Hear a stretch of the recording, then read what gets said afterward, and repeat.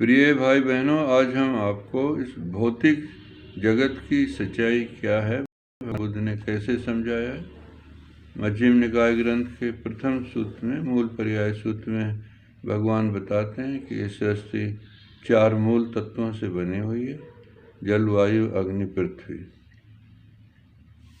इन मूल तत्वों के प्रति स्थूल भाव क्या है तथा सूक्ष्म भाव क्या है, इस चीज़ को भगवान इसमें समझाते हैं। और इस भाव को एक अज्ञानी पुरुष किस तरह से देखता है, एक भिक्षु किस तरह से देखता है, एक अरंत किस तरह से देखता है, ये भगवान खोल के इसमें समझाते हैं। भगवान कहते हैं कि अनाड़ी अज्ञानी पुरुष पृथ्वी को पृथ्वी के तौर पर समझकर पृथ्वी को पृथ्वी मानता है, पृथ्वी को पृथ्वी में मानता है, पृथ्वी को पृथ्वी से मानता है, पृथ्वी मेरी है ये मानता है, पृथ्वी का अभिनंदन करता है। इस प्रकार एक अज्ञानी पुरुष जल को जल के तौर पर समझकर जल को जल मानता है, जल में मानता है, जल में से मानता है, जल मेरा है ये मानता है, जल का अभिनंदन करता है। अग्नि को भी ठीक इसी प्रकार मानता है और इसी प्रकार वह वायु को भी मानता है कि वायु में मानता है, वायु से मानता है, वायु मेरी है ये मानता है, वो वायु का अभिनंदन करता है, क्योंकि उसे ठीक से मालूम नहीं वायु क्या है।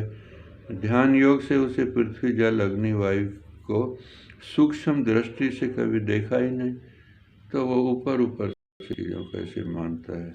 आगे भगवान समझाते हैं कि एक भिक्षु इन 4 मूल तत्वों को किस दृष्टि से देखता है। भिक्षु जो कि कल्याणकारी पद की चाह में विहरता है, वह पृथ्वी को पृथ्वी के तौर पर समझता है। पृथ्वी को पृथ्वी के तौर पर समझकर या तो पृथ्वी को पृथ्वी मानता है, या पृथ्वी में मानता है, या पृथ्वी से मानता है, या पृथ्वी मेरी है ऐसा मानता है, या पृथ्वी का अभिनंदन करता है। ऐसा इसलिए कि उसे अभी ठीक से मालूम नहीं है, वह अभी शिक्षा ले रहा है, उसे अभी ठीक से मालूम करना है।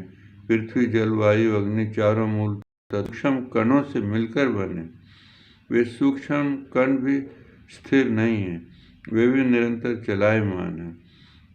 जिस पृथ्वी को ठोस समझता है उसमें कुछ भी ठोस नहीं है। इस साधना के माध्यम से अपनी अंतर्दृष्टि से वह चारों महाभूतों की सूक्ष्म सच्चाई को जान जाता है। इस सत्य के सहारे वह सारे आकाश की सत्य को जान जाता है और सारे विज्ञान की सत्य को जान जाता है कि सभी कणों का पुंज है।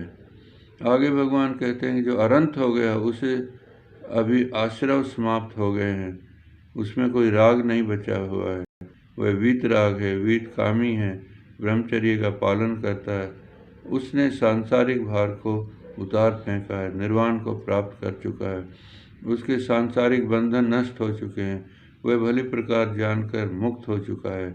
वह भी पृथ्वी को पृथ्वी के तौर पर पहचान है, पृथ्वी को पृथ्वी के तौर पर पहचान कर न पृथ्वी को मानता है, न पृथ्वी में मानता है, न पृथ्वी से मानता है, न ये पृथ्वी मेरी है ये मानता है, न पृथ्वी का अभिनंदन करता है। सो किस लिए कि उसे ठीक से मालूम है कि पृथ्वी क्या है, केवल कणों का पुंज है, जल क्या है, कणों का पुंज है, वायु क्या है, कणों का पुंज है, अग्नि क्या है, कणों का पुंज है। इसलिए कि ठीक से जानने पर एक अनंत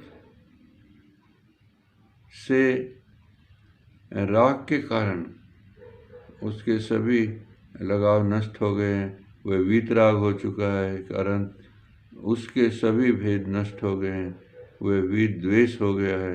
इसलिए वह पृथ्वी को पृथ्वी के तौर पर देखता है, पृथ्वी को पृथ्वी के तौर पर पहचानता है, पहचान कर पृथ्वी को पृथ्वी नहीं मानता, केवल पृथ्वी को पृथ्वी के तौर पर पहचानता है। जल को जल नहीं मानता, केवल जल को जल पहचानता है। इसी प्रकार वायु और अग्नि को वायु और अग्नि ही नहीं मानता, उन्हें केवल पहचानता है। उन्हें पहचान कर उनके प्रति मोह नहीं रखता। मोह के नष्ट हो जाने पर वीत मोह हो जाता है। ने स्वयं इस सत्य को अनुभव किया था।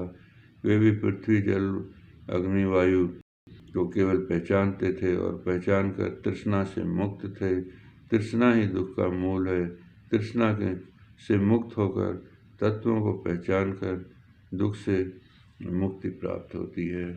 संदर्भ ग्रंथ निर्मल धारा धर्म की मेरे द्वारा लिखी हुई पुस्तक में आप पृष्ठ 80-81 से आप इसको पढ़ सकते हैं। आपका मंगल हो, आपका भला हो।